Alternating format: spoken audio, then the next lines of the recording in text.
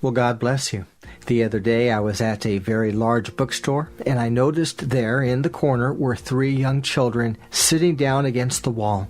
The oldest was a girl, maybe 6 years old. It was obvious that she was very proud that she could read, and she had gathered a couple of other kids around her, and she was reading them a story. It was very sweet. On her right was a little boy, about 4 years old. On her left was a girl, maybe 3 or so. The oldest girl in the middle was reading a story about farm animals. The story was about a fox and a chicken. They lived together on a farm, and they had great adventures on this farm. I was browsing through the books and went around the corner and came back again just in time to hear the end of the story. I heard the girl who was reading the story end the book by saying, "And then the fox ate the chicken." And the little 3-year-old girl on her left paused for a moment, looked at the one who was reading and said, "What?" And she said it in a way as if to indicate, "I can't believe you just said that. Are you kidding me? Is that really how the story ends?" It was just one of those very funny moments to me. The way she said it was just priceless. And sadly, the situation reminded me of how it will be for most on the earth when Jesus comes again in glory and in judgment. In Matthew chapter 24, beginning in verse 37, we read that the coming of the Son of Man will be just like in the days of Noah. For as in those days which were before the flood, they were eating and drinking and marrying and being given in marriage until the very day that Noah entered the ark. They did not understand until the flood came and took them away. And so it shall be at the coming of the Son of Man. There will be 2 in the field. One will be taken and one will be left. 2 women will be grinding at the mill. One will be taken and one will be left. Therefore, be on alert, for you do not know which day the Lord will be coming.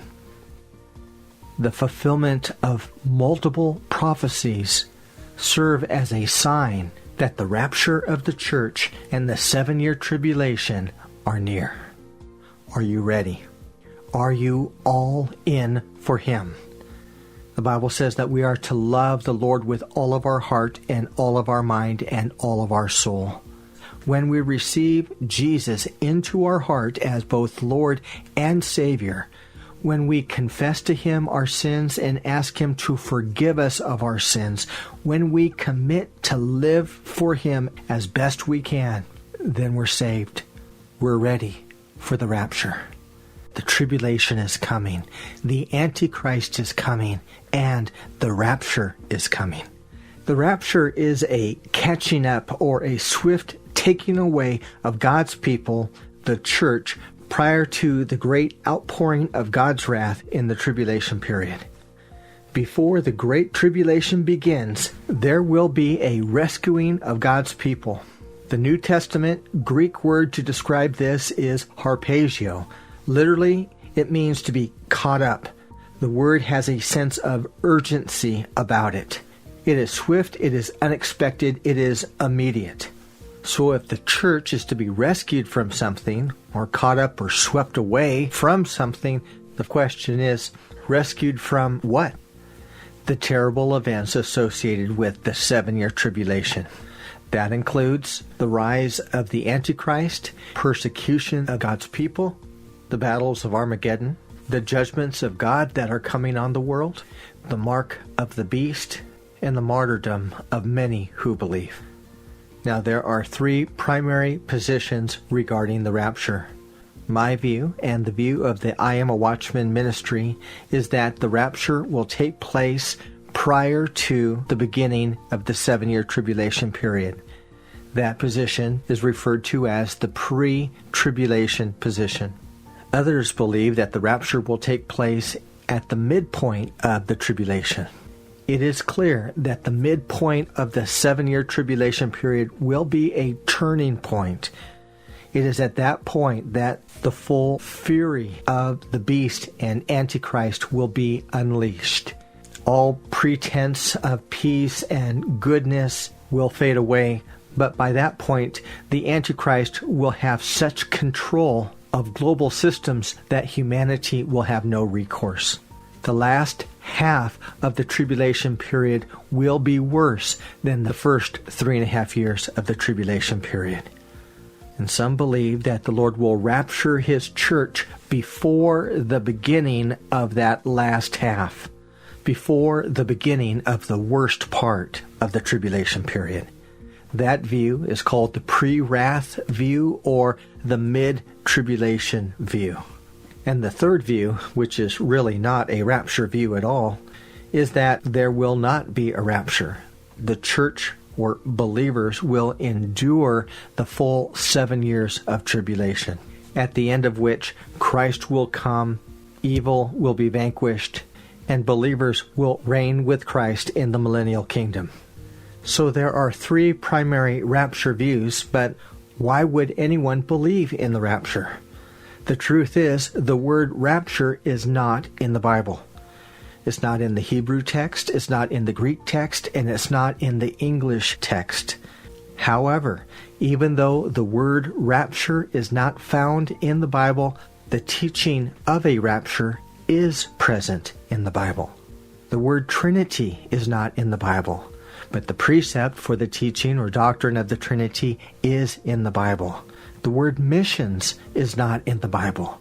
Yet we have no difficulty believing in the biblical mandate to be supportive of missions. It is important to note that key doctrines are not built upon single words. They're built upon a foundation of Scripture. The question is, what does Scripture have to say on a particular subject or topic? And the truth is, Scripture has quite a bit to say about there being a rapture of the church in the last days. Let me share just a few scriptures. Revelation 3:10 notes that the church, which is not a building, not a denomination, it is the body of Christ. The term church is a reference to all who believe. Revelation 3:10 notes that the church will be kept from the hour of testing that will come. What is the hour of testing? It's a reference to the tribulation period. And here, John, the author of the book of Revelation, under the inspiration of the Holy Spirit, notes that the church will be kept from that period of history. In fact, it is noteworthy to mention, though John is the human author, in Revelation 3, he is recording the words of Jesus. Jesus here is promising that the church will be kept from the hour of testing. The Apostle Paul, writing to the Thessalonian church, notes that it is the Holy Spirit that restrains the full working of the enemy. But there will come a point when he is taken out of the way. The restrainer will be removed, and the enemy will have free reign on the earth. The question is, who or what is this restrainer that will be removed prior to the enemy having his way on the earth? Scholars believe that the restrainer is the Holy Spirit. It is the presence of the Holy Spirit on the earth today that keeps Satan in check. Yes, things are bad, but when the Holy Spirit is removed, it will become exponentially worse. And that's what we read about in the book of Revelation. Now the question is, where is the Holy Spirit on the earth today? The answer to that question is, the Holy Spirit resides in the hearts of believers. The Holy Spirit resides in the hearts of those who believe in Jesus Christ. So, if the Holy Spirit or the restrainer is removed, then that means believers or the church will be removed. And that's a reference to the rapture. At some point in the future, the Holy Spirit, which inhabits the hearts of believers, the church of Christ, will be, according to 1 Thessalonians chapter 4, caught up to be with Christ in the clouds. When Paul wrote of this event to the church at Corinth, he indicates that the rapture event will be swift and sudden. He writes, "Behold, I tell you a mystery. We will not all sleep, but we shall be changed in a moment, in the twinkling of an eye. At the last trump, the dead in Christ shall rise." In 1 Thessalonians chapter 4, we read that the Lord himself will come down from heaven with a loud command, with the voice of the archangel, with the trumpet call of God. The dead in Christ will rise first, and after that, we who are still alive and are left will be caught up. Now that phrase, caught up, in the Greek text is harpagio. Harpagio is the root word for the rapture teaching. The rapture is not a resurrection of the dead. 1 Thessalonians chapter 4 makes clear that those who are alive will be caught up. 1 Corinthians 15 reveals that this act will be swift and sudden. Paul writes, in a twinkling of an eye we will be changed. And that matches the tone of the word harpagio, or caught up. There's a swift or sudden nature about it. And why will this happen? Revelation 3, the words of Jesus Christ, notes that this happens to save the church from the time of testing that is to come. The tribulation period, the appearance of the Antichrist, the terror of the beast.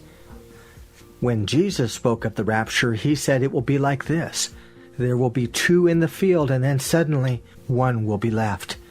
In Matthew 24, verse 41, he said, there will be 2 women grinding at the mill, and then 1 will be left and 1 will be taken. These are references to a swift, sudden taking away. These verses reference the rapture. The rapture provides rescue from the terrible events that will take place during the tribulation period. I want to close this teaching with a warning. It is imperative that believers are prepared spiritually for the rapture and do all they can to ensure that others are prepared for the rapture. I cannot overemphasize the importance of this. Our Great Commission challenge centers on the need for every believer to share their faith, to serve others, to love others, and to help others be prepared for the return of the King. The Bible also makes clear the sad truth that though many think they are ready, in truth they are not. In Matthew 7, we read of a great group of people crying out to Jesus, saying, Lord, Lord, don't you know who we are? We preached in your name. We exorcised demons. We did so many good things. And Jesus will say, depart from me, evildoers, I never knew you. In the end, there will be many who are left behind. There will be many at the judgment who think that they should go to heaven, but Jesus will say, no. You did not live your life in a way that ensures you are ready, and now it's the judgment, and now it's too late. Do not be left behind. Be ready for the rapture. Many believe the book, The Songs of Solomon, has strong last days and rapture implications. The book, The Songs of Solomon, is a love song between a magnificent groom and unworthy bride. He loves her with all of his heart. He cherishes her. She is raised up from the dust and promised his love and glory and future, and it is the best that it can be. But then the groom goes away. He tells his bride, wait for me. Expect my return. Be ready for my return. And in chapter 5, the groom returns, but the bride is not ready. He knocks on the door of her house, but she does not get up. He knocks and knocks, standing there in the rain and in the dew of night. He's drenched, but the bride is slow to move. And finally she gets up and she goes to the door, and when she gets to the door, he's gone. She was not ready for the return of the groom, and she was left behind. Jesus told a similar story in the great teaching known as the Olivet Discourse. He spoke of a number of pure maidens given lampstands and told to stand watch and be ready for the arrival of the groom. But not all were ready when the groom returned to invite them to share in the glorious celebration that he had prepared. Some were not ready, and those who were not ready were left behind. Do not be left behind. Do not think that you are ready for the rapture because you were baptized as a child. We are called to love the Lord with all of our heart and all of our soul and all of our mind. We can hold nothing back. We have to be all in for Him. Are you all in for Jesus? It doesn't mean that you have always been perfect, but it means that you will now pledge to live for Him with all of your heart and all of your mind and all of your soul. And when you fail or fall short, you will be quick to ask for forgiveness. Those who are all in for Jesus are committed to live for Jesus. They will be prayer warriors. They will be praying for their needs and for the needs of others. They will be right with the Lord, and they will help others to be right with the Lord. Those who have the courage to be bold witnesses at this important time in history are called watchmen. A watchman will boldly warn others and will be aware of signs which indicate that the day of the Lord is near. A watchman will know prophecy and will boldly warn others of what God has done and what God will do. A judgment is coming. The Antichrist and beast are coming. The tribulation is coming, but so is the rapture. The Bible promises that the faithful, in a twinkling of an eye, will be caught up to be with Him and will be saved from the hour of testing that is coming upon this world.